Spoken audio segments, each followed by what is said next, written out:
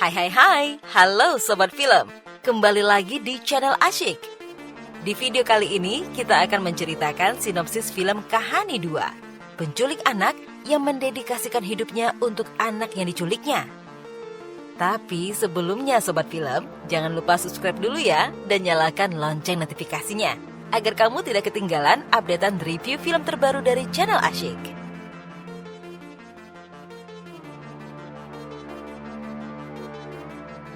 Sobat Film, kali ini kita akan menceritakan sebuah film berjudul Kahani 2. Film bergenre thriller ini diproduksi oleh Sujoy Ghosh dan Kushal Gada. Sujoy Ghosh juga menjadi sutradara dalam Kahani 2 ini. Pemeran utama dalam film Kahani 2 ini adalah Vidya Balan, Tunisa Sharma, dan Arjun Rampal. Film dimulai dengan latar Canda Nagal, Bengali Barat, saat Vidya kembali menulis di buku hariannya setelah 8 tahun lamanya. Di buku harian tersebut, Vidya mengungkapkan perasaannya yang bahagia karena keadaan mulai membaik. Ia akan membawa anaknya Mini ke Amerika untuk pengobatan kakinya yang lumpuh agar dapat berjalan lagi. Keesokan harinya Sobat Film, Vidya bangun terlambat dan terburu-buru berangkat kerja. Ia lalu menyuruh Mini untuk segera menelpon perawatnya. Anehnya, nomor perawatnya tidak aktif. Mini meyakinkan ibunya untuk berangkat kerja saja dan membiarkannya sendirian. Ia juga meyakinkan bahwa perawat pasti akan datang. Vidya tidak bisa menelpon perawat tersebut karena handphonenya sudah jelek dan sering mati. Saat akan turun dari flatnya, ia berpesan pada Pak Benu, pemilik flat tersebut, untuk menjaga Mini selagi perawat belum datang. Tampaknya Vidya adalah orang yang sangat protektif terhadap anaknya. Ia juga sangat berhemat untuk mengumpulkan uang demi kesembuhan Mini. Begitu sampai di kantor, ia menelpon rumah dan perawat Mini sudah datang. Namun suaranya serak karena ia mengaku tenggorokannya sakit.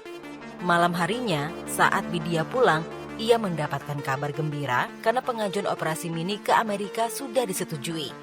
Namun, perasaan gembiranya seketika menguap saat mendapati Mini tidak ada di dalam rumah. Kemudian ia menelpon perawat dan menanyakan keberadaan Mini. Ia langsung terkejut saat perawat mengatakan bahwa ia tidak datang ke rumah karena Vidya menyuruhnya libur pada hari itu. Vidya kemudian berlari ke arah rumah Pak Benu dan bertanya keberadaan Mini. Lalu Pak Benu berkata bahwa Vidya menelpon jam 11 dan berkata bahwa perawat akan datang. Vidya mengaku tidak pernah menelpon Pak Benu. Sejurus kemudian ada panggilan telepon masuk. Betapa terkejutnya Vidya saat melihat foto Mini yang sedang disekap. Lalu penelpon memberikan alamat dan Vidya harus datang jika ingin nyawa anaknya selamat. Vidya berlari kencang saat tiba-tiba sebuah mobil menabraknya dan membuatnya tersungkur di jalan.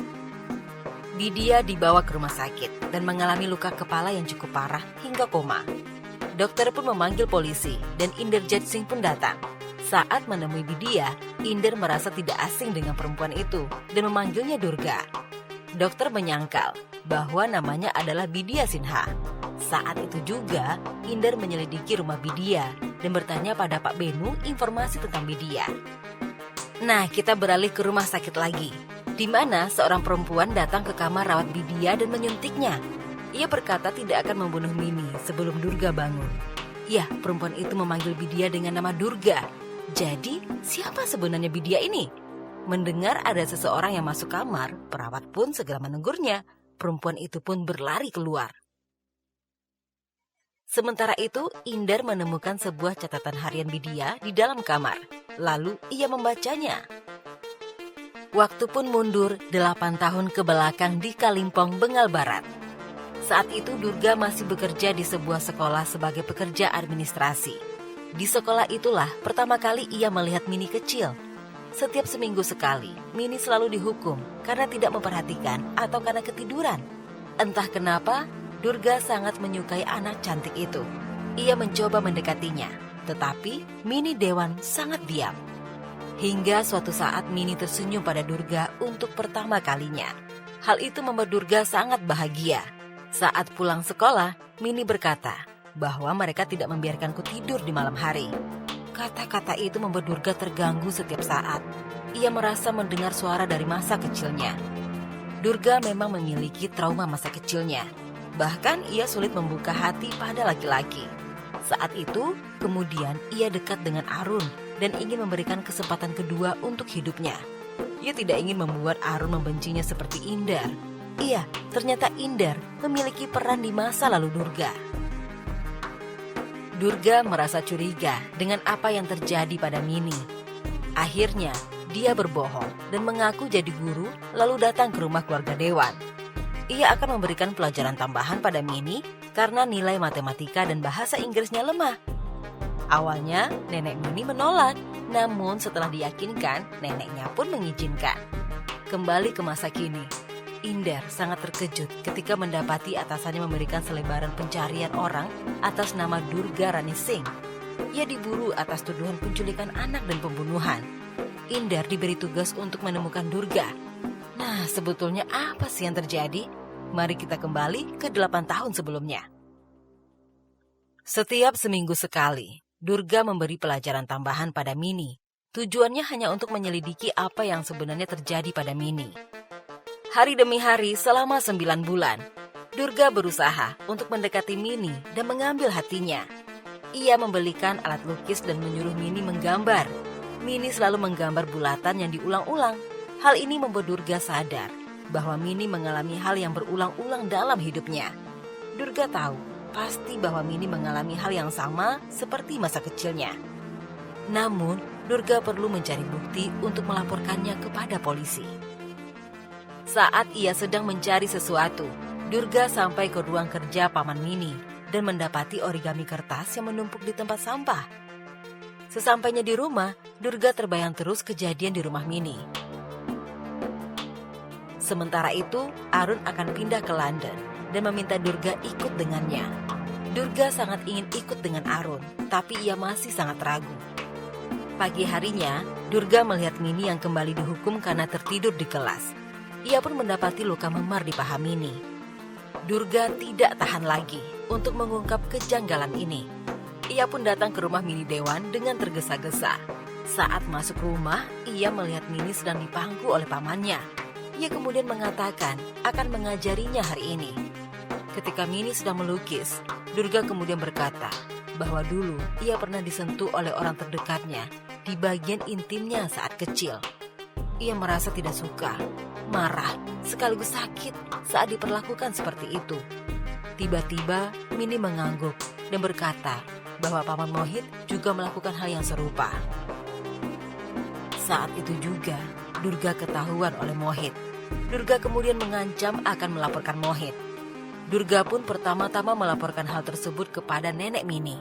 Namun, keesokan harinya ia justru dipecat dari sekolah karena dituduh mencuri di rumah keluarga Dewan. Kemudian ia melaporkan Mohit ke polisi. Saat diperiksa, Mini tidak mengatakan apapun tentang pelecehan itu. Polisi pun membebaskan Mohit. Durga sangat terobsesi dengan Mini, sehingga saat Arun berangkat ke London, ia tidak memberikan jawaban apapun. Durga lebih memilih Mini. Di perjalanan pulang, Mohit menemui Durga dan berkata bahwa ia telah menghancurkan hidup Mini. Lalu ia bergegas ke rumah Mini. Ia pun menemukan Mini sedang di atap. Mini sudah dipengaruhi oleh neneknya dengan mengatakan bahwa ayah dan ibunya meninggal, serta Mohit bersedih karenanya. Saat dibujuk Durga, tiba-tiba Mini melompat dari atap. Beberapa saat kemudian, nenek Mini datang ke rumah Durga bersama seorang polisi. Nenek Mini mencoba menawarkan sesuatu kepada Durga. Tetapi yang dia inginkan adalah Mohit di penjara. Namun ternyata yang bersama Bu Dewan adalah polisi gadungan yang berusaha membunuh Durga. Usaha pembunuhan itu pun berhasil digagalkan Durga. Ia akhirnya lari dan mencoba menyelamatkan Mini yang sedang ada di rumah sakit. Di rumah sakit, Bu Dewan sedang mencoba membunuh Mini dengan suntikan. Durga pun menggagalkan percobaan pembunuhan itu. Saat menepiskan suntikan, itu justru mengenai Bu Dewan. Ia pun meninggal di tempat. Beralih ke masa kini. Durga kemudian tersadar. Ia melepaskan infus dan seluruh alat kesehatan yang ada di tubuhnya. Namun, segera dihalangi oleh dokter dan ia pun dibius. Sementara itu, Indar menyelidiki Durga melalui dokter yang menangani Mini. Ia kemudian melihat paspor Durga dan tahu bahwa paspor itu palsu. Inder akhirnya datang menemui orang yang membuat paspor palsu itu untuk mengkonfirmasi tentang Bidya alias Durga Rani Singh. Di saat yang sama, Inspektur Pranab Haldar berhasil mengetahui bahwa Bidya adalah Durga yang sedang menjadi buronan dan memborgolnya. Inder tiba-tiba datang dan Bidya pun melihatnya, lalu meminta Inder untuk melepaskannya karena ia harus ke Kolkata untuk membebaskan Mini. Inder hanya diam dan pergi. Ia justru memberikan barang bukti pada Inspektur Haldar terkait paspor palsu Bidya. Sampai di rumah, ia ketahuan istrinya kalau sedang berhubungan lagi dengan seseorang dari masa lalunya. Ternyata Inder adalah mantan suami Durga. Ketika itu, perempuan yang dulu menjadi polisi gadungan itu datang menemui Bidya lagi. Ia memang akan membunuh Bidya karena ia satu-satunya orang yang berhasil lolos selama karirnya jadi pembunuh bayaran. Ia mengatakan bahwa akan membunuh Mini jika Durga tidak ke Kolkata esok harinya. Durga alias Bidya bisa kabur dari rumah sakit setelah mengelabui petugas. Dengan tertatih-tatih dan luka yang sangat parah, ia menelusuri jalan. Ia mengingat tempat kecelakaan dan mencoba mencari handphonenya. Lalu, ia pun menemukannya karena dipungut oleh orang gila di tempat itu. Kemudian, Bidya pulang ke flatnya dan mencharge HP tersebut. Ia juga mengambil beberapa dokumen serta uang yang sudah ditabungnya beberapa lama. Ia kemudian mengganti pakaiannya dan bergegas pergi. Para polisi pun segera mengikuti Bidya. Inder berhasil menangkap Bidya, tetapi Bidya segera merebut pistol dan menembaknya di bagian lengan. Bidya pun masuk ke bagasi mobil polisi yang menuju Kolkata. Ia kemudian datang ke bank dan mengambil seluruh uang di rekeningnya. Bidya segera menuju ke tempat di mana Mini disekap, yakni di suatu dermaga. Ia akhirnya bertemu dengan Mini. Kebahagiaan itu pun hilang saat Mohit datang. Lalu Bidya menawarkan uang yang banyak agar perempuan pembunuh bayaran itu mau membunuh Mohit. Saat akan menawar, tiba-tiba Mohit menembak kepala wanita itu dan ia pun mati. Kemudian Bidya menyerang Mohit, hingga terjadi perkelahian yang sengit. Mohit sedang mencekik Bidya, ketika Mini kemudian mengambil pistol yang tergeletak dan menembak Mohit dan ia juga mati seketika. Sementara itu, di kepolisian Kolkata ada telepon dari Bidya. Ia meminta Inder untuk membantunya. Lalu ia menjebak Bidya untuk datang ke rumah tua milik orang tua Inder. Bidya pun datang dan masuk ke dalam rumah bersama Mini. Kemudian, Haldar pun tiba-tiba masuk dan akan menangkapnya. Bidya segera mengeluarkan senjatanya dan mengarahkan senjata itu kepada Haldar. Sementara di luar rumah, polisi sudah mengepungnya. Bidya meminta Inder untuk keluar dan menyuruh para polisi pergi. Saat itu juga, ia menembakkan pistol ke arah Haldar. Ia pun terluka di bagian kaki. Inder akhirnya pergi keluar dan memberitahukan bahwa Durga alias Bidya sudah menggila. Durga melepas selang gas dan menyiramkan bensin ke seluruh bagian rumah.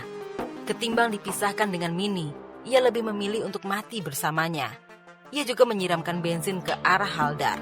Saat itu juga, Haldar berkata bahwa ia punya anak 8 tahun. Lalu Durga menyuruhnya untuk keluar. Begitu sampai di luar, Haldar memberitahukan kepada seluruh polisi untuk menyingkirkan karena rumah akan dibakar. Sesaat kemudian, seluruh isi rumah pun meledak dan kasus itu ditutup. Di bandara, petugas memeriksa paspor Bidya Sinha. Setelah diperiksa, petugas itu pun memperbolehkannya untuk masuk ke Amerika Serikat. Ternyata, Bidya dan Mini masih hidup. Inder lah yang sudah bersekongkol dengan Bidya dan merencanakan hal ini supaya ia bisa bebas.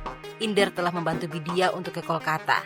Akting penembakan di halaman rumah Bidya, membuatkan paspor palsu untuk mengelabui Haldar, hingga meletakkan gas dan bensin di dalam rumah tua miliknya. Bidya akhirnya bisa bebas dan berhasil membawa Mini berobat di Amerika Serikat. Inder juga bisa hidup dengan tenang dengan keluarga kecilnya.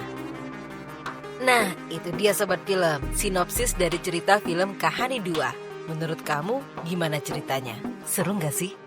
Buat kamu yang pengen request ingin dibahasin film apa lagi, kamu bisa tulis di kolom komentar ya. Sampai di sini dulu ya sobat film. See you on the next review.